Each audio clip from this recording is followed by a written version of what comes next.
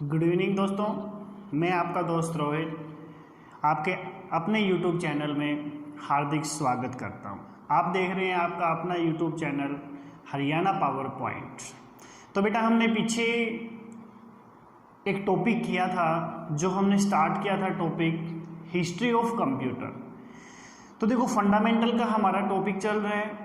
Fundamental के topic में second हम टॉपिक कर रहे हैं। सबसे पहले हमने इंट्रोडक्शन के बारे में पढ़ा था, अब हम हिस्ट्री के बारे में पढ़ेंगे। तो हमने पीछे जो हिस्ट्री के बारे में एक टॉपिक किया था, उसके अंदर कैलकुलेशन डिवाइस हमने पढ़ी थी कि फर्स्ट कैलकुलेशन डिवाइस कौन सी थी, उसके बाद कौन सी आई, क्या क्या दोनों में डिफरेंट रहा। तो वेरी मोस्ट इम्पोर्टेंट वीडियो है हमारी। जिस बच्चे ने पीछे वीडियो नहीं देखी है तो वो एक बार आप डिस्क्रिप्शन बॉक्स में जाकर उस वीडियो का लिंक पे क्लिक करके देख सकते हैं। तो उसके बाद हम हिस्ट्री ऑफ कंप्यूटर के अंदर ही एक टॉपिक पढ़ेंगे हम, जनरेशन ऑफ कंप्यूटर, जो हमारा इस हिस्ट्री ऑफ टॉपिक का लास्ट पॉइंट रहेगा। तो बेटा जैसे ही हमारा ये टॉपिक कंप्लीट हो जाएगा, उसके बाद मैं आपको इससे रिलेटेड क्वेश्चंस प्रोवाइड करवाऊंगा। मेरा मोटिव है बेटा कि जैसे कोई भी टॉपिक हम कर रहे हैं, पहले उसकी थोड़ी थ्योरी समझें और उसके बाद हम उससे रिलेटेड क्वेश्चंस करेंगे, तो आपको काफ़ी सारी हेल्पफुल वीडियो मिलेंगी। अब इसके बाद हम जनरेशन ऑफ कंप्यूटर के बारे में हम यहाँ पे बात करते हैं बेटा, कि जनरेशन ऑफ कंप्यूटर, कि भाई पहले जनरेशन में कैसा कंप्यूटर होता था, जैसे जैसे जनरेशन हमारी चेंज होगी तो कैसा कंप्यूटर आ गया। आज के टाइम में कौन सा जनरेशन चल रही है बेटा? आज के टाइम में हमारी जनरेशन जो चल रही है वो हमारी कौन सी चल रही है? जनरेशन 8। ठीक है, 8th जनरेशन के हमारे कंप्यूटर आए बैठे हैं, जिसके अंदर प्रोसेसर डिवाइस चलते हैं i3, i7, i5। ठीक है, तो i5 जनरेशन के भी हमारे कंप्यूटर हैं। इसके बाद i8 भी आ चुका है, जो i8 के जनरेशन है। तो बेटा हम जनरेशन के बारे में पढ़ेंगे कि जनरेशन्स में कैसे कैसे कंप्यूटर डिवाइस होते थे, तो उसके बारे में हम यहाँ पे बेटा बात करते हैं। सबसे पहला हम जनरेशन की बात करें तो फर्स्ट जो जनरेशन रहेगी बेटा हमारी,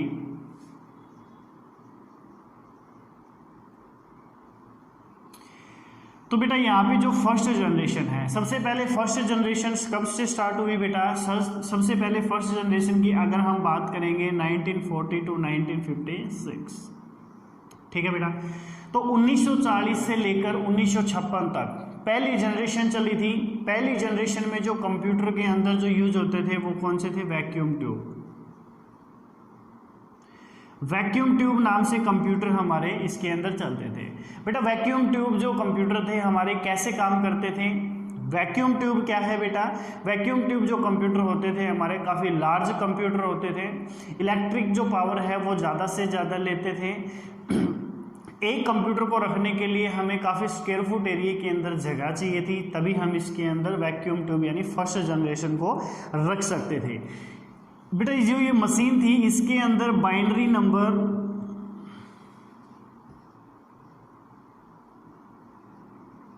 जो 0 और 1, तो इस मशीन में क्या यूज होता था बेटा? फर्स्ट जनरेशन की मशीन में एक तो बाइनरी नंबर यूज होते थे, तो बाइनरी नंबर जो है वो 0 और 1 प्रणाली के अकॉर्डिंग काम करते थे हमारे बेटा। अब इसके अंदर जब हम स्टोरेज मेमोरी रखते थे, यानी कि फर्स्ट जनरेशन के अंदर जब हमें कोई भी सॉफ्टवेयर अपडेट करना है या फिर कोई भी डाटा को स्टोर करके रखना है, तो स्टोरेज कौन सा पॉइंट था, यानी कि स्टोरेज यूनिट कौन सी थी हमारे इसके अंदर? स्टोरेज यूनिट थी बेटा पंच कार्ड। कौन सी थी हमारी बेटा? Punch card. तो इसमें सिर्फ इतना ही याद रखें, फर्स्ट जनरेशन के कब से कब तक थी बेटा? 40 टू 56, 1940 टू 56 के अंदर। 1940 टू 56 की जनरेशन में कौन से कंप्यूटर यूज होते थे बेटा? वैक्यूम ट्यूब यूज होते थे। इसके अंदर दो चीजें हमारी मेन है वैक्यूम ट्यूब में, एक तो बाइनरी नंबर सिस्टम काम करता था, और दूसरा जब हम कोई भी डाटा इसके अंदर स्टोर करके रखते थे तो उसके अंदर क्या चीज यूज होती थी बेटा? उसके अंदर पंच कार्ड का यूज किया जाता था, जो एक स्टोरेज यूनिट के आधार पर काम करती है। तो क्वेश्चन इसके अंदर से 3 निकल करके आते हैं। फर्स्ट जनरेशन में जब हम डाटा को स्टोर करके रखते थे तो उस टाइम पे किस चीज़ का यूज किया जाता था बेटा? पंच कार्ड का यूज किया जाता था। ठीक है बेटा, अब इसके एग्जाम्पल की हम बात कर लेते हैं। अब कई बार क्वेश्चन पूछ लिया जाता है कि फर्स्ट जनरेशन का एग्जाम्पल कौन सा है। तो फर्स्ट जनरेशन का एग्जाम्पल की हम बात करें तो सबसे पहले जैसे मार्क 1, तो मार्क 1 है वो फर्स्ट जनरेशन का एग्जाम्पल है। ठीक है बेटा, मार्क 1 जो है वो फर्स्ट जनरेशन का एग्जाम्पल है। इसके बाद हम यहाँ पे बात कर सकते हैं ENIAC। ENIAC भी हमने पीछे पढ़ा था, ENIAC के बारे में भी हमने पढ़ा था, इलेक्ट्रॉनिक्स ऑटोमेटिक कंप्यूटर। ठीक है, तो हमने पीछे पढ़ा था इलेक्ट्रॉनिक्स ऑटोमेटिक कंप्यूटर। मैं पिछली वीडियो में इसकी जो फुल फॉर्म है वो मैं पिछली वीडियो में भी करवा चुका हूँ। तो इसके एग्जाम्पल में सबसे पहले मार्क 1 हम दे सकते हैं, दूसरा ENIAC भी हम इसके अंदर बोल सकते हैं। देन इसके अंदर एक होता है बेटा मास्की। क्या होता है? मास्की। जो मास्की है वो भी एक फर्स्ट जनरेशन का उदाहरण बनेगा। मास्की के बाद अगर हम यहाँ पे बात करते हैं तो इसके बाद IBM के बारे में मैंने पीछे नहीं बताया था। IBM एक कंपनी का नेम है जिसको हम बोलते हैं इंटरनेशनल बिजनेस मशीन। कई बार फुल फॉर्म भी पूछ ली जाती है जिसको बोलते हैं इंटरनेशनल बिजनेस मशीन के बारे में हम बोलते हैं। ठीक है बेटा, अब इसकी फुल फॉर्म भी लिख सकते हैं आप ENIAC का मतलब क्या बनेगा बेटा? Electronics automatic computer. And IBM का मतलब क्या बनेगा? International business machine. तो इंटरनेशनल बिजनेस मशीन के नाम से हम इसको जान सकते हैं। और एक बनता है हमारे पास बेटा UNIAC। तो UNIAC का मीनिंग क्या बनेगा? UNIAC का मीनिंग बनेगा हमारा यूनिवर्सल ऑटोमेटिक कंप्यूटर। तो क्या बनेगा? Universal automatic computer. तो repeat again, ENIAC electronics automatic computer, IBM यानी international business machine and UNIAC यानी यूनिवर्सल, इसके मीनिंग में ले यूनिवर्सल ऑटोमेटिक एंड कंप्यूटर। ठीक है बेटा, ये तीनों के तीनों यानी 2, 4 और 5, ये पांचों के पांचों किसके एग्जाम्पल हैं? ये फर्स्ट जनरेशन के एग्जाम्पल हैं। तो very most important role play करेंगे।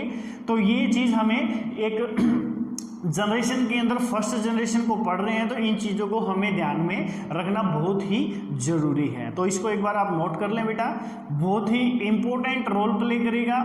ये हमारे पास जनरेशन है। इसके बाद वैक्यूम ट्यूब यूज होते थे। बाइनरी नंबर सिस्टम इसके अंदर यूज किया जाता था। बाइनरी नंबर कौन से हैं? 0 to 1। एंड इसके बाद स्टोरेज यूनिट, यानी जब हम इसके अंदर कोई भी डाटा या सॉफ्टवेयर दोनों अगर स्टोर करके रखें तो उसमें क्या यूज होता था बेटा? पंच टैब का यूज होता था। एंड एग्जाम्पल की बात करें कि पहली जनरेशन के एग्जाम्पल कौन से हैं? मार्क 1 है, पहली जनरेशन का एग्जाम्पल है। ENIAC यानी इलेक्ट्रॉनिक ऑटोमेटिक कंप्यूटर जो है वो भी पहली जनरेशन का एग्जाम्पल है। इसके अंदर बाद हम मास्की भी पहली जनरेशन का एग्जाम्पल है। देन IBM यानी इंटरनेशनल बिजनेस मशीन, और यहाँ पे लगा दें 650।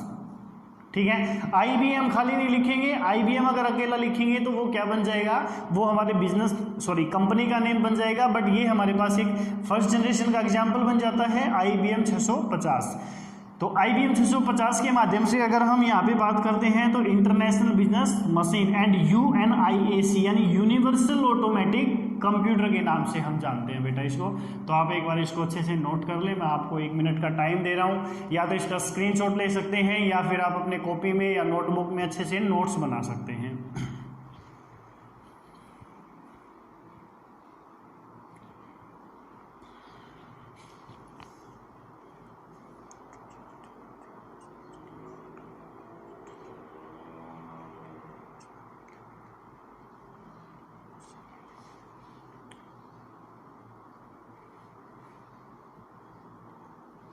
हाँ जी, नेक्स्ट चलें बेटा।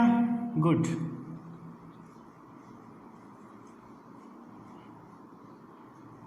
ये देखो भाई, अब हम यहाँ पे बात करते हैं सेकंड जनरेशन की। भाई दूसरी जनरेशन के अंदर क्या आया, तो सेकंड में ले लेते हैं हम यहाँ पे। तो सेकेंड जनरेशन, पहली जनरेशन हमने पढ़ी 1940 से लेकर 1956 के जो ईयर है उसके अंदर क्या होता था? फर्स्ट जनरेशन आती थी। अब यहाँ पे ले सकते हैं हम 1956। ठीक है जी, अब यहाँ से ले सकते हैं हम 1956 से लेकर 1963 तक, यानी 1956 से 1963 के बीच में कौन सी जनरेशन चली? सेकेंड जनरेशन चली। इसके अंदर कौन से कंप्यूटर चलते थे? ट्रांजिस्टर। कौन से कंप्यूटर यूज होते थे बेटा, इसके अंदर ट्रांजिस्टर यूज होते थे। अब देखो ट्रांजिस्टर जो है वो वैक्यूम ट्यूब कंप्यूटर से बिल्कुल स्मॉल प्रणाली के अंदर स्मॉल में आ गया, और स्मॉल में आने के बाद इसका एक बेनिफिशियरी पॉइंट ये भी हुआ कि कंप्यूटर छोटा हो जाता है और बिजली की जो खपत है वो बिल्कुल कम हो जाती है। यानी हम बोल सकते हैं कि एक ट्रांजिस्टर में काफ़ी सारे वैक्यूम ट्यूब काम करते हैं। अब इसकी जो सेकेंड जनरेशन आई, इसकी और इम्पोर्टेंट पॉइंट अगर हम देखते हैं तो इसके जो इम्पोर्टेंट पॉइंट हमारे सेकेंड जनरेशन में रहेंगे वो क्या रहेंगे, इसके अंदर हाई लेवल लैंग्वेज आई। कौन सी आई, हाई लेवल असेंबली।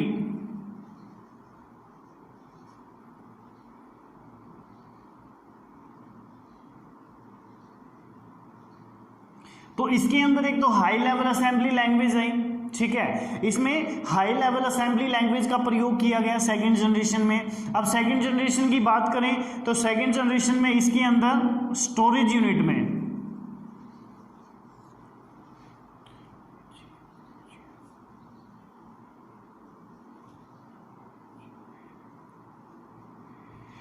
इसके अंदर बेटा क्या यूज हुआ हमारे पास, इसके अंदर हमारे पास यूज हुआ मैग्नेटिक टैप। तो मैग्नेटिक टैप जो है वो सेकंड जनरेशन के अंदर यूज हुआ, जो स्टोरेज यूनिट के लिए यूज किया जाता है। तो very most important, magnetic tap second generation में। हाई लेवल असेंबली लैंग्वेज का प्रयोग कब किया गया, वो भी सेकंड जनरेशन में। सेकंड जनरेशन कब से कब तक चली, 56 से लेकर 63 तक चली। इसके बाद इसके अंदर कौन से कंप्यूटर यूज होते थे, ट्रांजिस्टर यूज होते थे। क्लियर है बात। अब इसके बाद अगर हम यहाँ पे बात करते हैं इसके अंदर और कौन सी लैंग्वेज का यूज किया गया, देखो बेटा यहाँ पे कोबोल, एक कोबोल लैंग्वेज थी।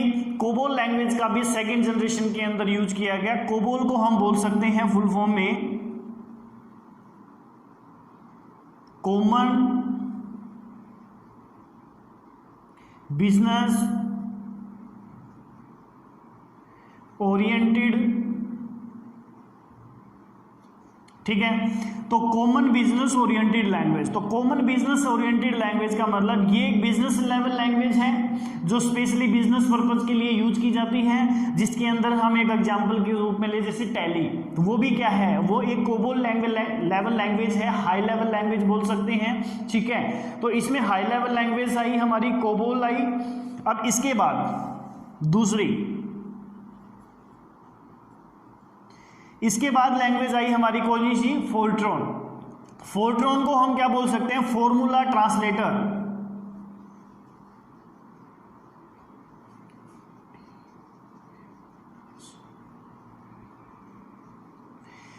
अब देखो, अब इसके अंदर दो लेवल लैंग्वेज का विकास हुआ।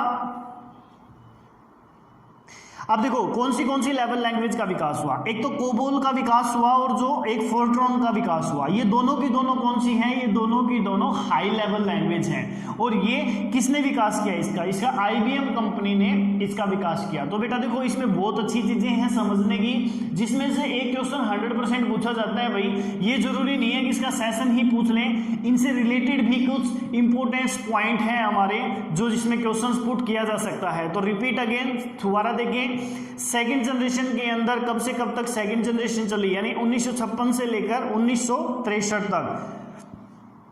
1956 से लेकर 1963 तक की सेशन के बीच में कौन सी जनरेशन हुई हमारी, सेकंड। अब सेकंड जनरेशन में कौन से कंप्यूटर यूज किए जाते थे, ट्रांजिस्टर का यूज किया जाता था। अब इसके अंदर हाई लेवल असेंबली लैंग्वेज का यूज हुआ, देन इसके बाद स्टोरेज यूनिट के लिए मैग्नेटिक ड्रम का यूज हुआ, देन इसमें हाई लेवल लैंग्वेज का विकास हुआ। और हाई लेवल लैंग्वेज दो थी हमारी, कोबोल और फोर्ट्रॉन। अब कोबोल की full form very very very most important full form, पीछे भी एक जेई के एग्जाम में HSSC ने जेई के एग्जाम में क्वेश्चन पूछा गया था कि बिजनेस लेवल लैंग्वेज कौन सी होती है। वेरी मोस्ट इंपोर्टेंट, दो प्रकार से क्वेश्चन पूछे जाते हैं बेटा, ध्यान से सुनना। एक तो कोबोल की फुल फॉर्म बताएं, कोबोल की full form common business oriented language. Then इसके बाद ये भी पूछ लिया जाता है कि बिजनेस पर्पज से रिलेटेड कौन सी लैंग्वेज है, तो बिजनेस पर्पज से रिलेटेड हमारी कोबोल लैंग्वेज है। अब इसके बाद फोर्ट्रॉन क्या है, फॉर्मूला ट्रांसलेटर। तो फॉर्मूला ट्रांसलेटर है जो बिल्कुल सिंपल लैंग्वेज है हमारी फोर्ट्रॉन, जो छोटे बच्चों को सिखाने के लिए काफी काम आती है। तो ये हमारे एक इंपॉर्टेंट रोल है इसके अंदर, एक बार आप इसको नोट करें।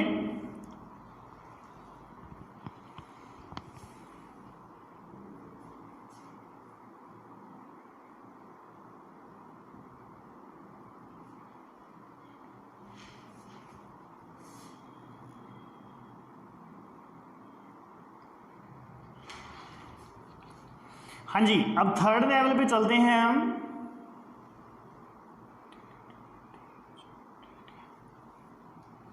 रफ कर दें इसको, गुड।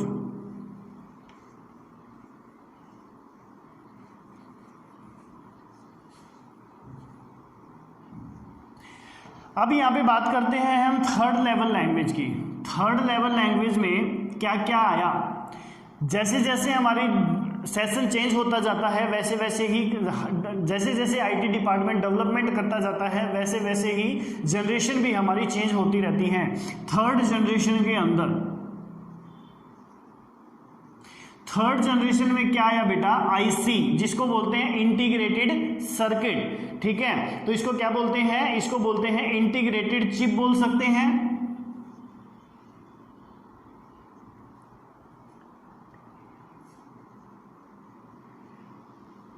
इसके अंदर क्या बोलेंगे, इंटीग्रेटेड चिप। ठीक है, जो आईसी। अब देखो, जब इंटीग्रेटेड चिप यानी थर्ड जनरेशन जब आई थी तो आईटी डिपार्टमेंट में काफी सारा बदलाव हुआ था, काफी सारी एक बड़ी क्रांति आई थी।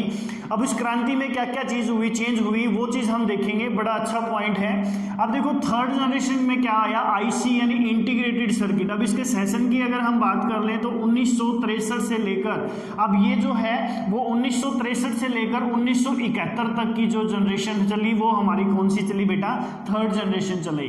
जब आईटी डिपार्टमेंट में काफी सारा बदलाव आया तो उस बदलाव में एक कंप्यूटर को क्या क्या बेनिफिट हुआ। देखो कंप्यूटर में बेनिफिट ये हुआ कि इनपुट और आउटपुट समझने में हमें काफी आसानी मिल गई। क्या चीज मिली, इनपुट और आउटपुट को समझने में काफी आसानी मिली। अब थर्ड जनरेशन में एक तो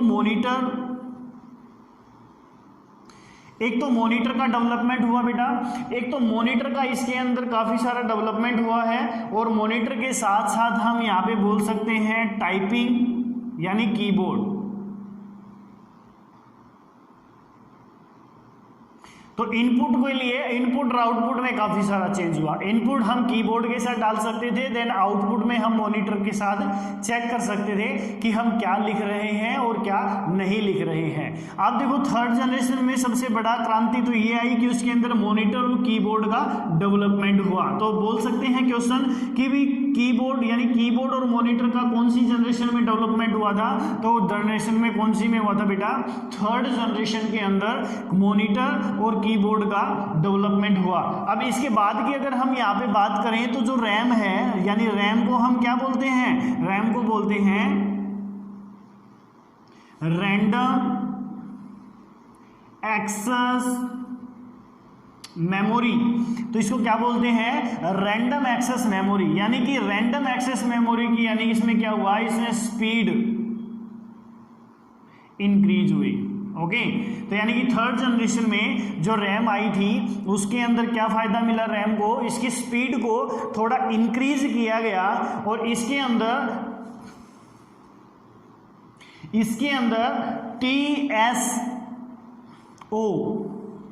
TSO का यूज हुआ, जिसको क्या बोलते हैं, time sharing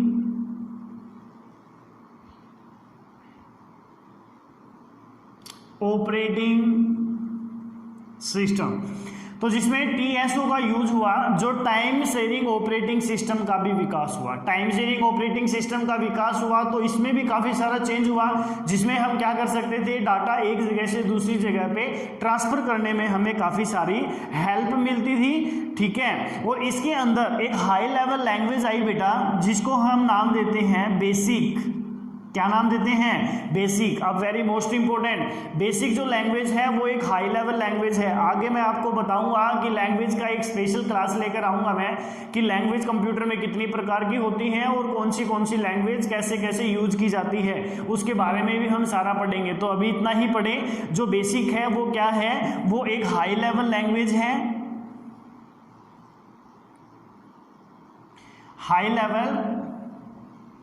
high level language है बेसिक, और बेसिक हाई लेवल लैंग्वेज है। तो ये कब इसका डेवलपमेंट हुआ था, ये थर्ड जनरेशन के अंदर इसका डेवलपमेंट हुआ। और बेसिक के साथ साथ पास्कल,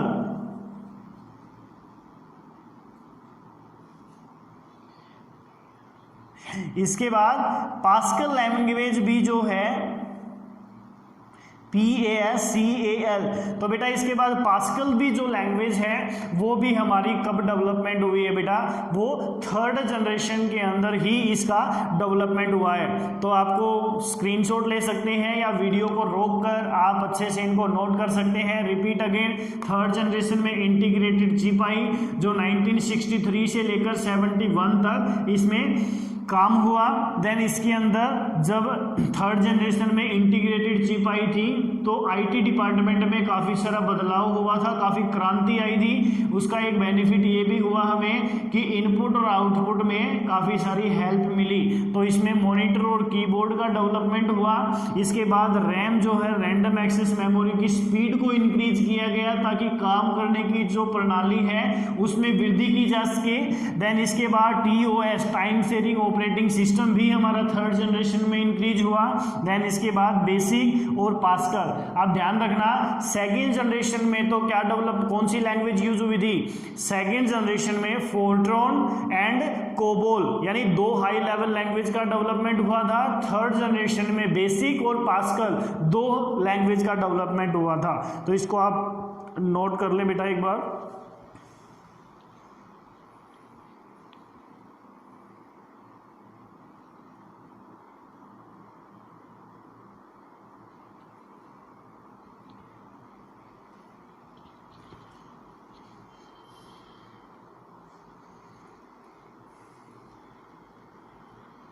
हाँ जी, तो नोट कर लिया, हम चलें आगे।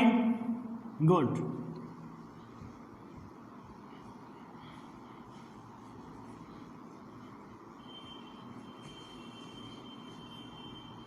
अब हम फोर्थ की बात कर लें एक बार। देखो फोर्थ की बात हम करें, अगर फोर्थ जनरेशन में अगर हम यहाँ पे बात करते हैं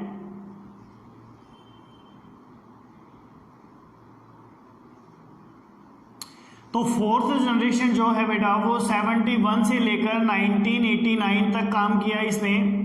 देखो जनरेशन का कैसे चेंज होता है, जैसे ही जनरेशन आपका माइक्रो प्रोसेसर यानी कि जैसे ही आपका माइक्रो प्रोसेसर चेंज होगा वैसे ही हमारा सेशन वहाँ पे स्टॉप हो जाता है और उसके बाद नई जनरेशन का कंप्यूटर हमारा स्टार्ट हो जाता है।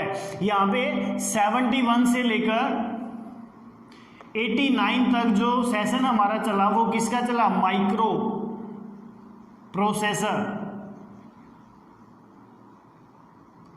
तो माइक्रो प्रोसेसर कंप्यूटर हमारे कब यूज होते थे? फोर्थ जनरेशन के अंदर माइक्रो प्रोसेसर यूज होते थे। बेटा क्वेश्चन कैसे बनता है, ये जो माइक्रो प्रोसेसर है वो फोर्थ में भी और फिफ्थ जनरेशन में भी, तो फोर्थ और फिफ्थ जनरेशन में दोनों के अंदर ही माइक्रो प्रोसेसर का यूज किया जाता है। ध्यान रखना माइक्रो प्रोसेसर का जो यूज है वो फोर्थ जनरेशन में और फिफ्थ जनरेशन में दोनों के अंदर ही इसका यूज किया जाता है।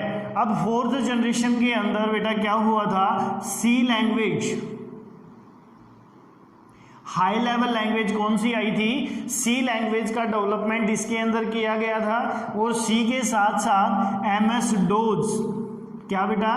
MS dose. मैंने डोज की पीछे वाली वीडियो में कहानी बताई थी आपको कि डोज क्या है। डोज जो है वो चार्ल्स बेबेज की एक स्टूडेंट है। तो Charles Babbage father of computer है, तो इसीलिए इन्होंने क्या किया, एक डोज का ऑपरेटिंग सिस्टम तैयार किया जो कंप्यूटर को ऑपरेट करने के लिए काम आता है। तो MS डोज को हम क्या बोल सकते हैं? Micro soft disk operating system. Okay बेटा, तो माइक्रोसॉफ्ट डिस्क ऑपरेटिंग सिस्टम के नाम से हम यहाँ पे इसको जान सकते हैं। अब इसके अंदर एक लैंग्वेज और यूज हुई जिसको बोलते हैं GUI। तो वेरी मोस्ट इंपॉर्टेंट है, पीछे JEE के एग्जाम में भी ये शॉर्टकट फुल फॉर्म पूछी गई थी कि GUI को हम क्या बोलेंगे? तो GUI को हम क्या बोलेंगे? Graphical user interface.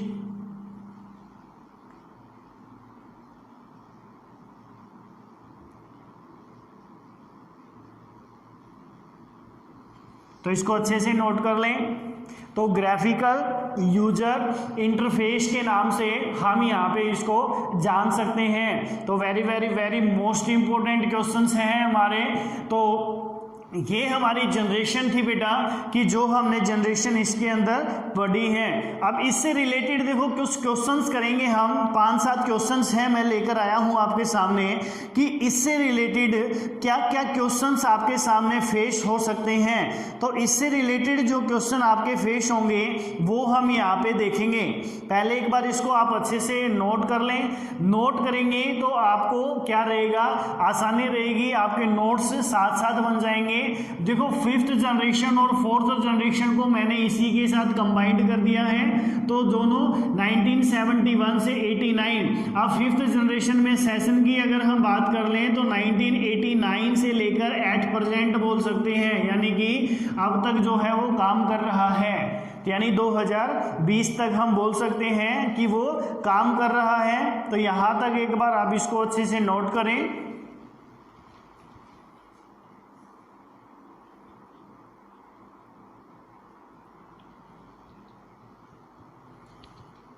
हाँ जी, चलें आगे। गुड।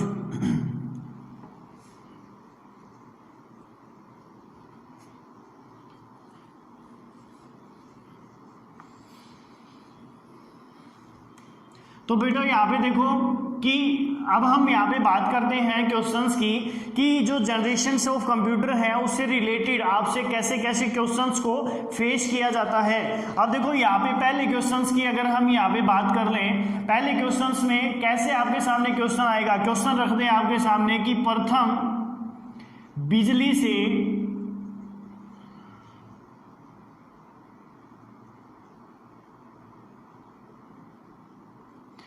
चलने वाला कंप्यूटर, प्रथम बिजली से चलने वाले कंप्यूटर का क्या नाम है। क्या देंगे, क्या नाम है। अब क्या लिखेंगे आप, देखो क्वेश्चन बड़े ध्यान से। प्रथम बिजली से चलने वाला कंप्यूटर, तो जो प्रथम बिजली से चलने वाला कंप्यूटर था बेटा हमारा, वो कौन सा है, वो हमारा है मार्क 1। तो मार्क 1 देखो, मार्क 1 बन गया क्वेश्चन। अब एक तो ये पूछ लिया आपसे क्वेश्चन कि प्रथम बिजली से चलने वाला कंप्यूटर बताएं, हमने बता दिया कि मार्क 1। अब ये क्वेश्चन बता दिया जाए कि मार्क 1 जो एग्जाम्पल है वो कौन सी जनरेशन का है। अब बड़े थोड़ा सा कॉमन सेंस लगाना है, यहाँ पे प्रथम बिजली से चलने वाला बोला है, इसका मतलब क्या है, पहली जनरेशन के रिलेटेड ही क्वेश्चन हमसे कर रहा है। तो ये किस में है, ये मार्क 1 जो है वो किसका है, वो एक फर्स्ट जनरेशन का भी एग्जाम्पल रहेगा। तो इसको ध्यान से देखना, ठीक है। अब देखो सेकंड क्वेश्चन अगर हम यहाँ पे बात कर लें, जो मार्क 1 दे रखा है, क्या दे रखा है बेटा, मार्क 1 के ओनर कौन है, यानी हम बोल सकते हैं कि निर्माता का क्या नाम है। क्या बोलेंगे, मार्क 1 के जो निर्माता हैं उसका क्या नाम है, हम क्या बोल सकते हैं, होवार्ड एकेन। तो होवार्ड एकेन जो साइंटिस्ट हैं जिन्होंने क्या किया, मार्क 1 का डेवलपमेंट किया था। तो very very most important question है। तो इस तरीके से ये क्वेश्चंस आपके सामने रखे जाएंगे कि प्रथम बिजली से चलने वाला हमारा मार्क 1 है, बट मार्क 1 का निर्माता कौन है, किसने इसका डेवलपमेंट किया था। तो मार्क 1 का जो डेवलपमेंट किया था वो किसने किया था बेटा, होवर्ड एकेन ने किया था। थर्ड क्वेश्चन अगर हम यहाँ पे देखते हैं कि माइक्रोसॉफ्ट, मैंने देखो आपको बता दिया कि माइक्रो और soft, sorry micro processor, micro processor वाले कंप्यूटर, ठीक है, माइक्रो प्रोसेसर वाले कंप्यूटर किस जनरेशन के हैं, क्या है, किस जनरेशन के हैं। अब देखो अब क्वेश्चन आ गया, माइक्रो प्रोसेसर वाले कंप्यूटर किस जनरेशन के हैं। तो बड़े ध्यान से देखना बेटा, माइक्रो प्रोसेसर वाले किसके हैं, वो एक 4th जनरेशन भी काम करेगा और हमारा 5th जनरेशन भी इसके अंदर काम करेगा, ठीक है। तो ये हम बोल सकते हैं कि 4th और 5th जनरेशन जो है वो दोनों की दोनों में ही क्या काम करेंगे, वो दोनों के दोनों में ही हमारे ये काम करते हैं। तो इसको एक बार नोट कर लें अच्छे से, रिपीट अगेन, कोई दिक्कत नहीं है। आप इसको एक बार अच्छे से नोट करें या इसका स्क्रीनशॉट लें, वीडियो को रोक कर एक बार आप नोट कर सकते हैं।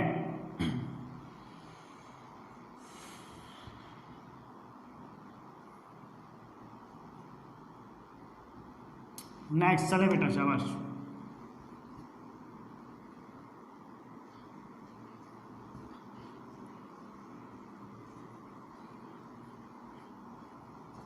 अब देखो, बड़ा अच्छा क्वेश्चन है आपके।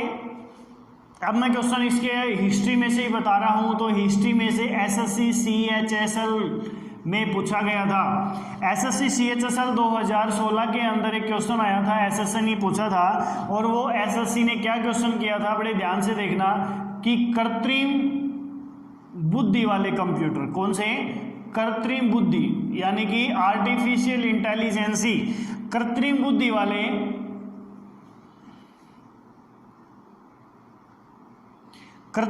वाले कंप्यूटर किस जनरेशन के हैं, ये पूछा गया था, किस जनरेशन के हैं।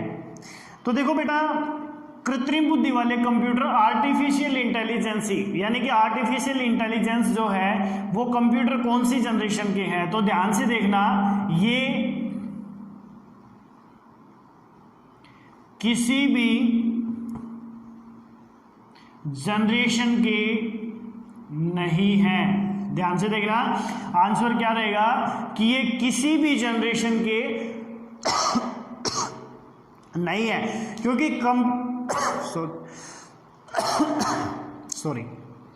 क्योंकि कृत्रिम बुद्धि वाले कंप्यूटर वह होते हैं जो कंप्यूटर में वर्क करते टाइम अगर कोई गलती हो जाती है तो कंप्यूटर क्या करेगा, ऑटोमेटिक उसको ठीक करेगा। तो ध्यान से सुनना बेटा, कृत्रिम बुद्धि वाले कंप्यूटर में एक ऐसी टेक्नोलॉजी लेकर आ रही है कि जिसमें हम कोई भी अगर गलती कर देते हैं तो कंप्यूटर उसको क्या करेगा, ऑटोमेटिक अपनी डिक्शनरी के अकॉर्डिंग ठीक करेगा।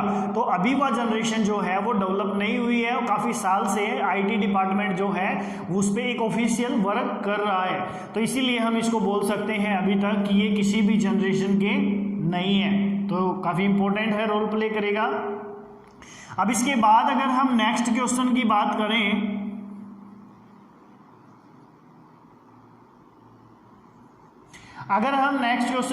करें, तो देखो एक क्वेश्चन था कि कालांतर का मतलब होता है भाई, कालांतर का मतलब होता है कि फ्यूचर में, यानी कि इसके बाद, क्या बोल सकते हैं इसके बारे में,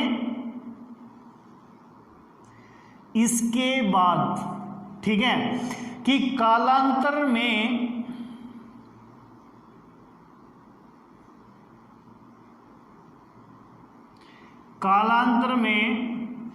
वैक्यूम ट्यूब की जगह किसने ली, क्या रखेंगे, कालांतर में वैक्यूम ट्यूब की जगह किसने ली। तो बेटा देखो, कालांतर का मतलब होता है इसके बाद, यानी कि वैक्यूम ट्यूब के बाद कौन सी जनरेशन आई। हमें पता है वैक्यूम ट्यूब कौन सी है, एक फर्स्ट जनरेशन है। तो फर्स्ट के बाद हमारी कौन सी आई थी, सेकंड आई थी। और सेकंड जनरेशन में क्या आया था, ट्रांजिस्टर आया था, ठीक है ना। तो सेकंड जनरेशन में क्या आया बेटा, ट्रांजिस्टर आया था। तो ट्रांजिस्टर जो है वो हमारी क्या है, वो हमारी सेकंड जनरेशन का पार्ट है। तो इसको आप एक बार नोट कर लें।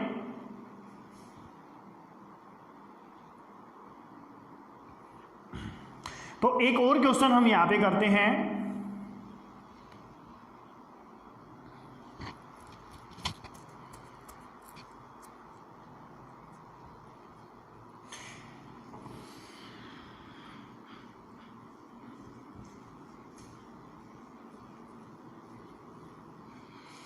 लास्ट क्वेश्चन हम करते हैं बेटा। एक देखो, एक सर्च इंजन होता था हमारा, कौन सा, बिद्दू।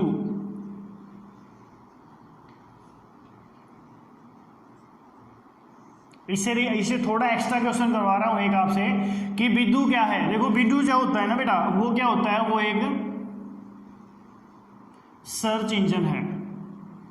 क्या है, एक सर्च इंजन है। बट देखो, हम यूट्यूब यूज करते हैं, हमारा सर्च इंजन कौन सा है, इंडिया का, एक यूट्यूब यूज करते हैं, ठीक है। तो हम क्या यूज करते हैं बेटा, यूट्यूब का यूज करते हैं ना। अब देखो YouTube का यूज करते हैं, बट चीन के अंदर जो है वो YouTube का यूज नहीं किया जाता। तो बिडू जो है वो कहाँ का है, वो एक चीन का सर्च इंजन है। तो बड़ा अच्छा क्वेश्चन है, बिडू कहाँ का इंजन है, एक सर्च इंजन जो है वो कहाँ का है, चीन का सर्च इंजन है। ठीक है बेटा, तो आज के लिए हम इतना ही पढ़ेंगे। तो जैसे भी आपको पता है कि मैं आपको वही एक बार दोबारा रिपीट कराना चाहता हूँ बात, कि ज़्यादा से ज़्यादा बच्चों को मोटिवेट करें, ज़्यादा से ज़्यादा बच्चों को इस चैनल के माध्यम से जोड़ें, ताकि मैं आपके सामने अच्छी से अच्छी वीडियो को लेकर आ सकूँ, और अच्छी वीडियो में आपको हर एक टॉपिक के क्वेश्चंस, हर एक टॉपिक को अच्छे से क्लियर करवाया जाएगा, ताकि हर एक जो बच्चा दिल्ली पुलिस एग्जाम की तैयारी कर रहा है उसको काफ़ी सारी हेल्प मिल सके। तो चैनल को लाइक करें, शेयर करें एंड सब्सक्राइब करें। Thank you.